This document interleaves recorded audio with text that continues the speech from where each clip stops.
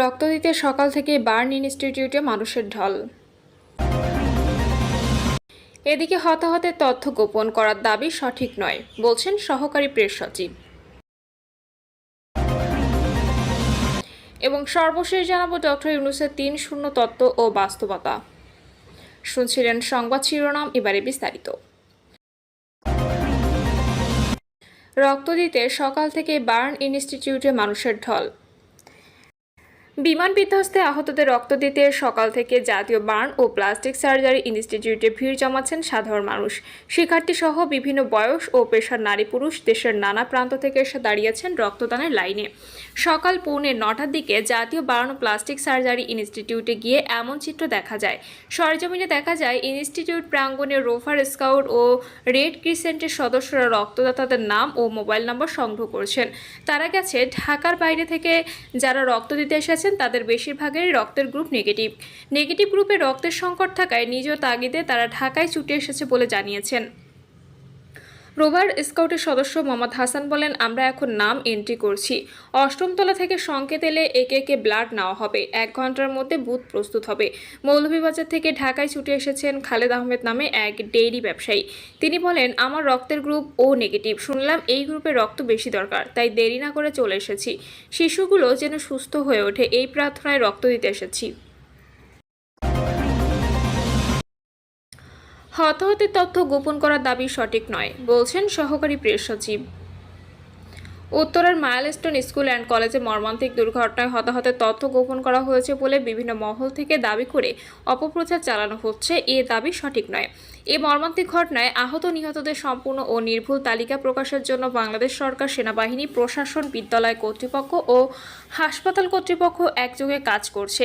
তিনি জানান, রাজধানীর মাইলস্টোন স্কুল অ্যান্ড কলেজে মর্মান্তিক দুর্ঘটনায় নিহত ও আহতদের প্রত্যেকের জন্য সরকারের পক্ষ থেকে সব ধরনের সহায়তা প্রদান করা হচ্ছে।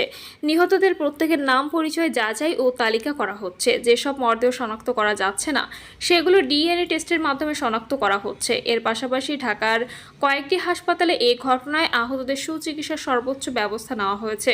সবার প্রতি আহ্বান জানিয়ে তিনি বলেন, এই দুর্ঘটনায় আপনার পরিচিত কেউ যদি নিখোঁজ থেকে থাকে তবে অতি দ্রুত স্কুল কর্তৃপক্ষের সঙ্গে যোগাযোগ করুন।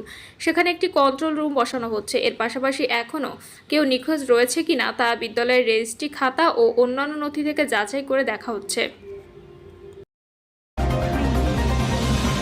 ডক্টর ইউনূসের ৩-০ তত্ত্ব ও বাস্তবতা। ডক্টর মোহাম্মদ ইউনূসের নাম উচ্চারণ করলে চোখের সামনে ক্ষুদ্র ঋণের সেই প্রাথমিক উচ্ছ্বাস আর জাতিসংঘের মিলনায়তনের নোবেল পদকের গর্বিত মুহূর্তে ভেসে ওঠে।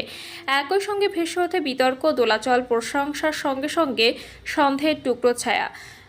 ক্ষুদ্র ঋণের সাফল্য আর ব্যর্থতার কাহিনী লতাপাতায় ছড়িয়ে ছিটিয়ে আছে অজস্র গ্রামে। কিছু জায়গায় তা স্বনিযুক্তির আলো জ্বেলেছে, আবার কোথাও মানুষকে ফেলে দিয়েছে ঋণের দুষ্ট চক্রে।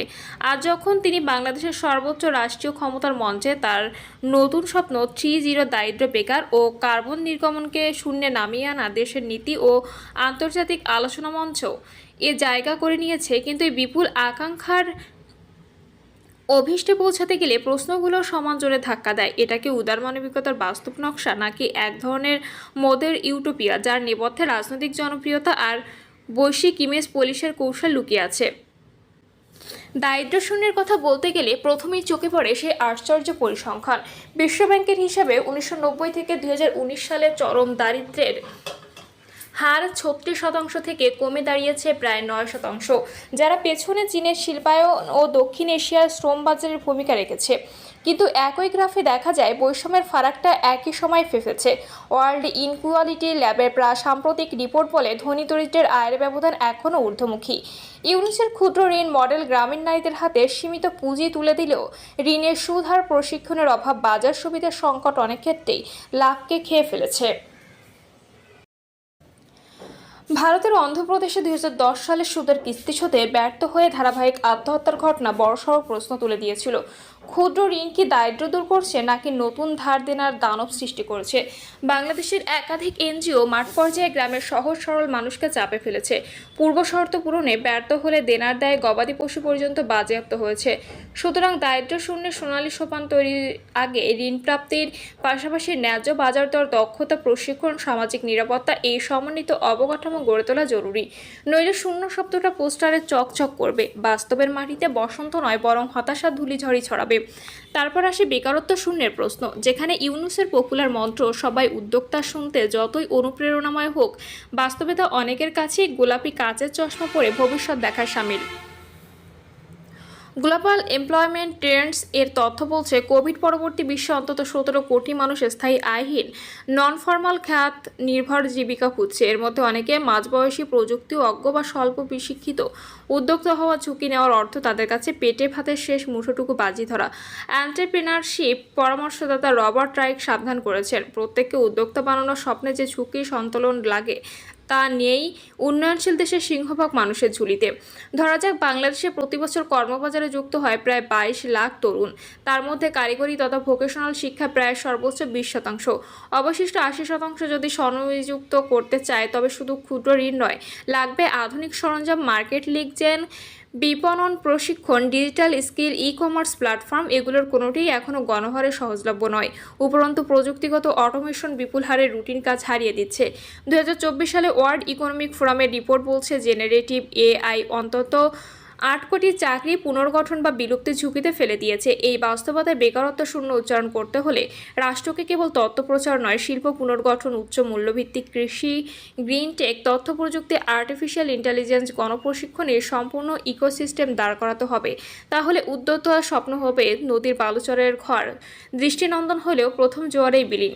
সবশেষে আসে কার্বন নির্গমন শূন্য, যেখানে ইউনূসের অবস্থান নৈতিকভাবে দৃঢ়, কিন্তু রূঢ় অর্থনীতির মুখোমুখি হয়ে পড়লে সেই দৃঢ়তা তীব্র আলোছায়া ফেলে। ইউরোপিয়ান গ্রিন ডিল বা যুক্তরাষ্ট্রের ইনফ্লেশন রিডাকশন অ্যাক্ট নিয়ে পশ্চিমা দুনিয়া কার্বন নির্গমন কমাতে $1 ট্রিলিয়ন বিনিয়োগ করছে। অথচ একই সময়ে গ্লোবাল সাউথে উন্নয়নমূলক অবকাঠামো ও কয়লাভিত্তিক বিদ্যুৎ কেন্দ্র বাড়ছে, কারণ সস্তা জ্বালানি ছাড়া উৎপাদন খরচ সামাল দেওয়া কঠিন। বাংলাদেশ নিজেই 2041 সাল পর্যন্ত শিল্পায়নের লক্ষ্য ধরে বছরের 7% জিডিপি প্রবৃদ্ধি চায়। স্বল্পকালীন প্রবৃদ্ধির ক্ষুধা আর দীর্ঘকালীন জলবায়ু নীতির বিরোধ বাধবেই। আন্তর্জাতিক জলবায়ু তহবিল দ্রুত ছাড় না দিলে দক্ষিণ এশিয়ার অনেক রাষ্ট্র তার স্বরে গ্রিন স্লোগান দেবে, অথচ কয়লার ধোঁয়া বুকে টেনে কারখানায় চিমনিতে কালো ধূম্রলেখা বাড়াবে। উপরন্তু কার্বন শূন্য অর্থনীতি গড়ে তুলতে চাইলে নবায়নযোগ্য শক্তির প্রযুক্তি নির্ভরতা, গ্রিড আধুনিকায়ন, বিদ্যুৎ সংরক্ষণ ব্যবস্থা, এসব বিনিয়োগ বিশাল। এগুলোর তহবিল রক্ষণাবেক্ষণ এবং প্রযুক্তি হস্তান্তর নিশ্চিতে উন্নত দরিদ্র দেশের আস্থার ব্যবধান ভাঙতে না পারলে নেট জিরোর স্লোগান উপকূলীয় অঞ্চলে খঞ্জু মাটির মতো ভেঙে ভেঙে পড়বে। এ অবস্থায় একজন রাষ্ট্রনায়ক ইউনূসের উচিত হবে স্বপ্নের সঙ্গে খরচপত্রের খাতা খোলা, ন্যায্য রূপান্তর ভিত্তিক ফান্ড দাবি করে গ্লোবাল সাউথের জোট গড়ে তোলা। নইলে শূন্য নির্গমন শুধু আন্তর্জাতিক সম্মেলনের মাইক্রোফোনের গমগম করবে, ভাটার কালে দুর্ভোগ বাড়িয়ে দেবে উপকূল হাওর মরুভূমির দরিদ্র জনগোষ্ঠীর জন্য। এই 3টি শূন্য লক্ষ্য যখন একই সরলরেখায় বসে, তখন আরেকটি মৌল সমস্যা সামনে আসে, ব্যক্তি নির্ভর এনজিও ভিত্তিক উদ্যোগ বনাম প্রাতিষ্ঠানিক রাষ্ট্রযন্ত্রের বাস্তবতা। ক্ষুদ্র ঋণ যুগে ইউনূস ছিলেন মূলধারার ব্যাংকিংয়ের বাইরে এক বিকল্প সত্তা। তার ব্যক্তিগত খ্যাতি অনেক বাধা টপকে গ্রামীণ মডেল প্রতিষ্ঠা করেছে, কিন্তু সরকার প্রধান ইউনূসের অবস্থান অন্যতর। এখন তার প্রতিটি ঘোষণায় বাজেট, আইন, পার্লামেন্ট, বিরোধী দল, নাগরিক সমাজ, আন্তর্জাতিক সম্পর্ক গাথা। অতএব নীতির সাফল্য ব্যর্থতা আর শুধু তার কৃতিত্ব দায় নয়, পুরো প্রশাসনের সমষ্টিগত জবাবদিহি। সমালোচকেরা ঠিক তাই প্রশ্ন তোলেন, 3.0 কি আদতে জাতীয় উন্নয়ন পরিকল্পনার মডিউল, নাকি এক ব্যক্তির বৈশ্বিক ব্র্যান্ড? রাষ্ট্রনীতি যদি ব্যক্তিকেন্দ্রিক ক্যাম্পেইন পর্যবসিত হয়, তবে তা স্থায়িত্ব হারায়। যেমন আফ্রিকার কিছু দেশে দেখা গেছে, একজন প্রভাবশালী নেতা বিদায় নিতেই তার দাতব্য ভাবনা, কেন্দ্রীয় কর্মসূচি মুখ থুবড়ে পড়েছে। রাষ্ট্রশক্তিকে এড়িয়ে সামাজিক ব্যবসা নিয়ে কল্যাণ নিশ্চিত করার যে ধারণা ইউনূস বহু বছর ধরে তুলে ধরেছে, তা তাত্ত্বিকভাবে আকর্ষণ হলেও বাস্তবে পুঁজিবাদের ভেতর বসে লড়াই করে, কারণ লাভের বিনিময়ে কল্যাণ ধারা বাজারে প্রতিযোগিতায় পড়লে অনেক সময় প্রান্তিক মানুষের স্বার্থকে আবার 2 নম্বর সিটে বসায়। বাংলাদেশের প্রেক্ষাপটে যেখানে রাজনৈতিক মেরুকরণ প্রবল, সেখানে 3.0-কে ব্যক্তির আসন থেকে টেনে নামিয়ে রাষ্ট্রের টেবিলে বসাতে হবে।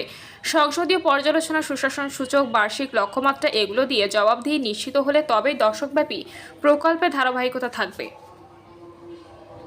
প্রিয় দর্শক, এই ছিল এখনকার সর্বশেষ সংবাদ। আপডেট সব সংবাদ পেতে চ্যানেলটি সাবস্ক্রাইব করে বেল আইকনটি ক্লিক করে রাখুন।